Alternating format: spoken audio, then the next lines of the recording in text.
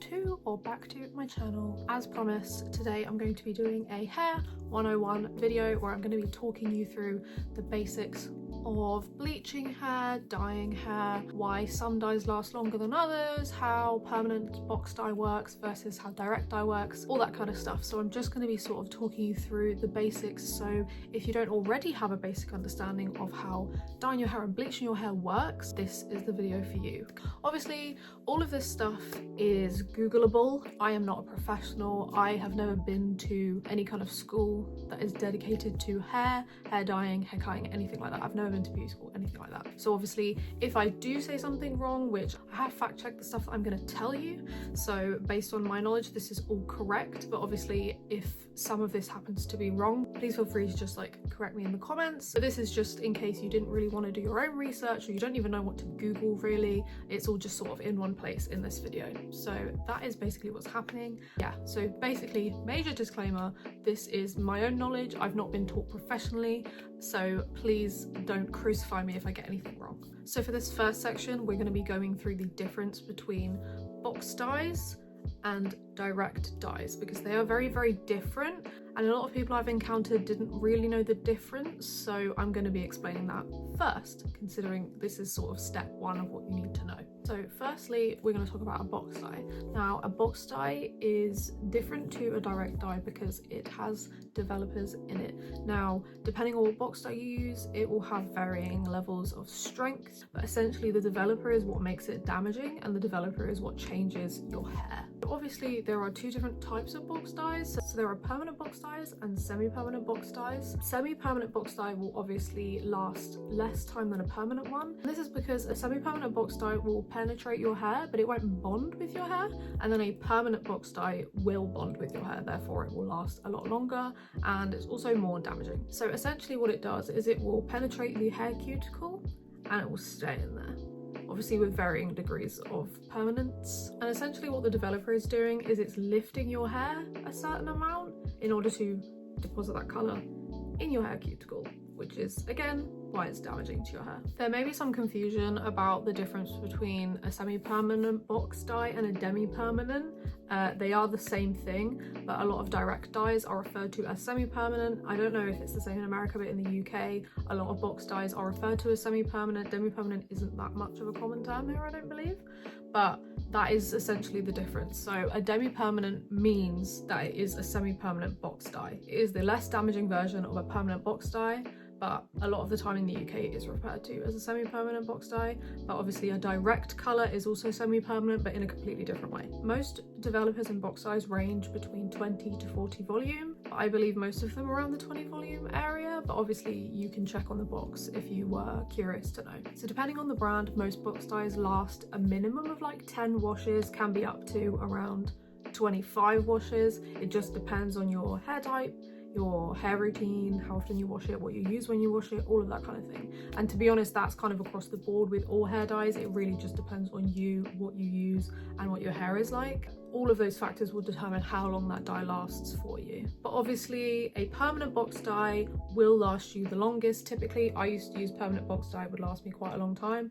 And then a demi-permanent box dye would last you slightly less time than that. It's just a less permanent option and it is gentler on your hair than a permanent box dye. However, both are doing damage. Now we're going to be moving on to direct colours and the difference between direct colours and box dye colours. Now, a direct colour has no developers in it. It is literally just a colour that deposits itself onto the top layer of your hair, and it won't last anywhere near as long as a box dye will. Again, this really is just dependent on your routine. Some dyes do last longer than others, but it is just purely down to your hair and your hair routine. For the most part, they last maximum of like 10-15 washes. They start to fade very, very quickly, especially in hot showers and frequent hair washing. However, a direct dye will last far longer on bleached hair than it would do on non-bleached hair. So the difference between bleached hair and non-bleached hair is that the bleached hair is more porous, therefore the dye can penetrate your hair a lot more so than if your hair is unbleached. Now, if your hair is not bleached, the dye colour will still penetrate your hair to some degree, but for the most part it is just sitting on top of your hair. It's not really like bonding itself to your hair like a box dye would, so again, doesn't last as long. However, a direct dye will last a lot less time on unbleached hair. I've had a lot of people tell me that their direct dye lasted like a couple of washes and then it was completely gone, and that is very common, and that is unfortunately just the way it goes if you do not have bleached hair. It's why for me, my hair is bleached, so my hair colour will just last a lot longer than it would if yours was not bleached. It's unfortunately just the way that it works. My hair is more porous, so that is essentially the difference between box dyes and direct dyes. I hope that that made sense. Now we're going to be moving on to how bleaching your hair works, and also the negative effects of bleaching your hair, which I think we all know, but I'm just going to explain it and how it works. So essentially, bleaching your hair is a chemical process that will lighten your hair, but it will also make your hair strands far more porous due to the chemical process that takes place. So essentially, the bleach will break down the natural pigment in your hair and it strips it from the hair shaft. And obviously, the longer you leave that bleach on, the more pigment will be destroyed essentially, and the lighter your hair will become. The reason that it damages your hair so much is because it essentially breaks down your hair's natural protective layer on the outside of your hair. It's why that it can become dry and kind of brittle, or it could even become gammy and stringy, and essentially you've just ended up over processing your hair and you would probably need to cut it all off. Now, bleach can seem kind of scary. Obviously, if you use it wrong, then yes, it can be very scary. But as long as you're sticking to a low volume developer, you should be fine. Obviously, if you're not leaving it on for too long and constantly bleaching your hair, you won't have any problems. So like I said earlier, when you bleach your hair, it becomes more porous, means that a direct dye will stick to your hair a lot better. That is basically because you're ripping open the cuticle layer of your hair. It changes the porosity of the strands of your hair and again opens them up basically. So your hair would be a lot more absorbent of that colour because it can penetrate your hair a lot deeper. So obviously, if you're using a very low volume developer, it will lift your hair far less than if you're using, say, a 40 volume developer, for example. I've never found that necessary personally, but some people do use it and it just causes like maximum amount of damage to your hair, but it lifts far quicker than if you were to use something like 10 or 20 volume. So essentially, when you're mixing up bleach, for example, you'd be using a bleach powder and then a developer. You can get other types of bleach, but this is just sort of like the most basic form of creating bleach for your hair.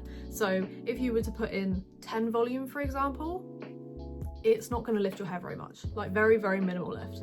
Obviously, if your hair is dark like mine, it's not going to provide that much lift, but if you're already blonde, then you're not going to need that much lift on your hair, so using a low volume developer is ideal. 20 volume only lifts your hair like a couple of levels. For me, I use 20 volume developer when I bleach my roots. When you bleach your roots, it's very close to your head, so the heat from your scalp will naturally just make your hair process a bit faster anyway. So if I were to use 20 volume developer on the lengths of my hair, it would process a lot slower than my root area. It's why the term hot roots exists. So if you didn't bleach your lengths first and then your roots, you would end up with hot roots because your roots would just process far faster. It's just the way it works. It's unavoidable basically. So essentially what people are supposed to do, and it's very hard, but it's what you're supposed to do. So if you were going to bleach your entire head, you bleach the lengths first, you would leave it on, and then you would bleach your roots so that it would all be a cohesive colour. Because if you don't do that, you're going to have very blonde roots and the lengths of your hair are going to be brassy. So other than 20 volume developer, you can get 30 and you can get 40. 40 is something you leave to the professionals. I'm sorry, like I would never ever in a million years try and use 40 volume developer on my hair. I would 100% fry it off because you cannot move quick enough to put that bleach on your head before it's like already processed. It's just not worth it. You are far better off using a lower volume developer, and you can give yourself the time you need to do your whole head and then just leave it on. Like that's all you need to do. And then you provide a lot less damage to your hair, as well as there's a lot less risk of you over processing your hair and then ruining your hair. That's not what anyone wants. No one wants to fry their hair off. So my best advice to you would be, don't use a high volume developer, especially if you're new to bleaching your hair. It's really not worth it. So aside from just using straight bleach where you mix the powder and the developer together, there's also something called a bleach bath. Now, I've done this a lot of times. I have seen many other people do it too. I have also been told that it's not as effective as people think, as in diluting your bleach doesn't really do a lot. However, I'm just going to give you this as an example as to something you can do to slow the development time down, and also just means you're thinning out your bleach, making it less strong. So essentially a bleach wash is you are going to make up your bleach like you normally would, and then you're going to put in, typically people would say to put in anti-dandruff shampoo, because anti-dandruff shampoo also strips your hair color. So a bleach bath is more for if you've got, like, say for the lengths of my hair, I've got a color on there, I don't want to bleach it straight up because I will destroy it because it's already bleach blonde under here. You're just trying to lift the color out of your hair, or you're just trying to lift it a little bit. Like, it's not going to do much. It's very minimal. It's again, it's a diluted bleach, especially if you're using like 10-20 volume developer. It's not going to do a lot. It's very gentle, which is why it's less scary, and it's something that I used to do when I wasn't that confident with bleach. I used to make a bleach bath, and it just meant that I had the time to go through my hair, get everything covered. I wasn't worrying about whether or not I was going to throw my hair off because it just wasn't strong enough for that to happen, and also I could keep up with the processing time, so I wasn't just like worried that one side of my head was going to be bleach blonde and the other side I hadn't even started yet. So there's specific recipes for making a bleach bath, and I'm going to just explain to you the ratios. You can find them online, but I'm just going to tell you them now. So I'm going to read it straight off the internet. So the ratio that you're going to use is you're going to be using equal parts bleach and developer, and then you're going to use double the amount of shampoo. And the recommendation is that you use a low volume developer as well, just so it's extra gentle on your hair, because that's essentially the goal if you're going to use a bleach bath. Now, if that ratio sounds confusing, you are welcome to Google it. There are many tutorials online. There's some that also say to add a tiny bit of water, but for the most part, I would just recommend Googling it, sticking to that. Sometimes I eyeball it when I'm thinning out my bleach, but also I've been bleaching my roots for quite a long time, and I know what works for me and what consistency I like when it comes to my bleach. So if you're not sure, I would just stick to the recipe, ratio, whatever you want to call it, that's recommended. So if you're going to be bleaching your whole head, there's sort of like one major thing to consider. Is your hair virgin hair? Because if you didn't already know this, if your hair is not virgin hair, it's harder to lift. So circling back to permanent box dyes, whether demi-permanent or permanent, they change your hair. So if you have a box dye of either kind in your hair, it's going to be a lot harder for you to bleach your hair to, say, bleach blonde than it would be for someone who does not have a box dye in their hair. Even if they had used a direct colour onto their natural hair, it will lift out far easier than it would if you have a box dye in your hair. So because that box dye has made your hair porous and has penetrated into your hair and bonded with it to, you know, whatever degree it would be, permanent or demi-permanent, it makes it very hard to remove. It's stuck in there, it doesn't want to leave. So lifting your hair to a blonde is going to take a lot more attempts, possibly a higher volume developer, and it will damage your hair a lot more. Typically, if you're going to do something like that, you would want to gradually lighten your hair over a long period of time so that you don't completely fry your hair off. Because you have to remember that your hair is already damaged. If you've box dyed your hair, it's already been lifted underneath that. There's been a developer on your hair, so it has caused a certain amount of damage already. So you're trying to bleach out a colour on your already damaged hair, versus if you had only used, say, a direct colour on your virgin hair, that's going to lift out far quicker. Your hair was not damaged to begin with. It can take more processing time. It can take more of a high volume developer without it being absolutely fried. It's even harder to remove if you have multiple layers of box dye in your hair. I have had this, okay? I've been there. I know it's annoying. I just think box dyes are so readily available and they're quite cheap. People just use them and they don't really understand the implications of that if you wanted to bleach your hair down the line. It took me a very long time to get that box dye out of my hair, like such a long time. It's all gone now, my hair's all bleached, but that was years ago, so I've essentially grown it out anyway.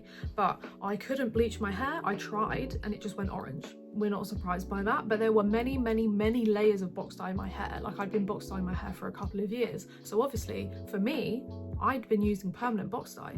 My hair, that colour was so deep in my hair, it wasn't coming out, it wasn't going anywhere. So I had to go through a very lengthy process of getting it out, to the point where I then was happy with it. It was all one colour, it was all blonde, and then I could start using direct colours on my hair, and then just having blonde hair in general. There are also some box dyes that have something called metallic salts in them. I'm not entirely sure what that is, but it says that it can react with bleach and cause a dangerous chemical reaction. So my best advice would be to just either consult a hairdresser first, or someone who knows about hair if you're bleaching your hair and you've had box dye in your hair, or just definitely do your research, because you don't want to put a bleach on your hair and then fry it off. That is the last thing we want. You want to do it gradually, and you want to do it safely, and we want to keep our hair intact. Something you also have to remember is, when you box dye your hair, if you've done 3 layers, for example, so you've box dyed your hair on 3 separate occasions, where your hair has grown out, it will have a different amount of layers as opposed to the length of your hair. So say you've box dyed your whole head, a month later, you're going to have some regrowth, yes? That regrowth doesn't have any dye on it. You re-dye it again. This now has 2 layers, your root now has 1. If you do that again, this now has 3 layers, this part has 2 layers, and this part has 1 layer. So you have to bear that in mind, especially when you're trying to lift permanent colour out of your hair. You have to remember that it's also going to be staggered down your hair, depending on how many years you've been doing it. So if you've been box dyeing your hair for years and years on end, you're going to have banding, where one of them has 1 layer, and the next one has 2 layers, and then 3 layers, 4 layers, you get what I'm saying. So that is also something you really need to consider if you are wanting to lighten your hair. I just want to preface, it's not impossible to remove box dye from your hair. I've done it, my hair's still on my head, it's fine. The process that you would have to go through is going to be a long one. You just unfortunately have to accept that, unless you want to bleach your whole head with a high volume developer. It's probably going to be, depending on what coloured dye you use, say if you use brown for example, or even black, God forbid, it's going to be very orange, because you're not going to be able to lift it past an orange for quite a long time. So you're just going to have to accept the fact that your hair is probably going to be a bit orange for a while. Something I also think is really important to note is that even though your hair feels healthy after you've bleached it once, for example, if you're going to repeatedly bleach your hair, it's going to become more and more damaged. So it's very important to try and maintain the health of your hair, and most importantly, get regular haircuts, or even just do it yourself, because if you keep just bleaching over and over again, you're going to ruin your hair. So that's why I would highly recommend using bleach baths or a very low volume developer if you're just trying to lighten, you know, bleached hair that has like a layer of direct colour on it, and you're trying to lift that out. I would recommend doing that. There are other methods, obviously. You can use clarifying shampoos, anti-dandruff shampoos, to try and strip the colour out of your hair faster, because obviously shampoo strips your hair. It's quite powerful. It does work. There are other methods, it's like vitamin C methods, whatever. You can also buy colour removers. I'm pretty sure they do contain developers in them anyway, so just depending on which one you use. I've seen some of them lighten people's hair, so you just have to make sure that you're using one that isn't going to just like destroy your hair. That is truly why I would recommend like a bleach bath or a really low volume developer, because at least you know what you're putting on your hair, as opposed to just like slapping it on and you get a surprise. Also, most hair colour removers smell really bad. Like, I've used them before. It was when I had permanent box dye in my hair and I was trying to strip it out. I used the colour remover twice and it smelled like eggs. It really smelled really bad, and it made me very ginger, which it makes sense. I was box dyeing my hair like a plum colour, so it was very red based. So that is something that I would highly recommend doing, as in like I would recommend, you know, using gentler methods on your hair to get colour out, as opposed to just going in with straight bleach and just bleaching your hair, like going in with like a 20-30 volume develop. You don't need that. There are many other ways to do it without further compromising the health of your hair, because at the end of the day you want it to stay on your head, I'm assuming. So I only really bleach my roots. Like, a lot of people ask me how my hair is so healthy. I only bleach my roots, so this bit doesn't get touched. Everything pretty much just gets bleached one time with a low volume developer, and then that's it. Something else I would recommend sort of like considering is working with the color wheel. About a year ago, I dyed my hair a very, very red based purple. It pretty much just went kind of red, pinkish color after a few washes. So then gradually what I did was I worked around the color wheel. So I went to more of a bluish red purple, and then moved around to a very blue toned purple, and now my hair is kind of blue with a hint of purple, and then I'm going to be dyeing it again with a blue, and that should cover it. So in this instance, I would recommend using that because it just means that you can sort of work with the color wheel. You don't have to bleach your hair because you can just work around it, and you have to do it gradually. It's kind of annoying, obviously, like you can't just go from like red to green, but if you're patient, and like me, I kind of like sticking to a similar spectrum of the color wheel anyway, it should be easy for you. Obviously, if you're trying to go from like this kind of color to like pastel pink or whatever, you're gonna need to bleach your hair. But again, you can use bleach bars, and then over the course of a couple of weeks you can lighten your hair, and it's not that hard. It's just it requires patience and some time, and you could do it all in one day, but I wouldn't recommend it. So, you know, take my advice hopefully, but just try not to destroy your hair. So that is pretty much the basics of bleaching and dyeing your hair. I hope that made sense. I hope that this helped. I hope I didn't get anything wrong. Apologies if I did. And if you're starting your hair dyeing journey, I hope that this helps you out. I hope that it makes you feel a little bit more like you know what's going on, you know what you're doing, because you know, for the most part, it's all fairly simple, but if you don't know what to search up for, then, you know, it can become a little bit more difficult. And it's kind of hard to understand some of the stuff if you're not really well versed in, you know, how bleach works or how permanent box dyes work, you know. I just thought this would be a really good way to just get it all in one place so you can just watch it and be like, oh yeah, okay, cool. Duly noted. Now I can go and do my hair without frying it off. I'm happy to do more of these videos. I don't really know how much more I could explain, but if you have more questions, I'm happy to answer them. If you're curious as to how I maintain my hair color, I have a video on that.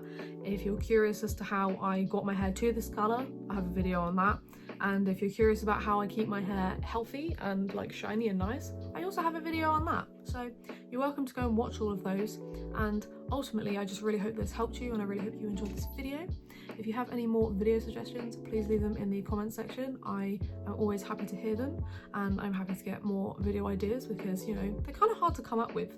And it's nice to know suggestions of things that people like know they want to watch, so I'm not just sort of guessing. So yeah, that's pretty much it from me. I hope you enjoyed this video, and I hope to see you in the next one.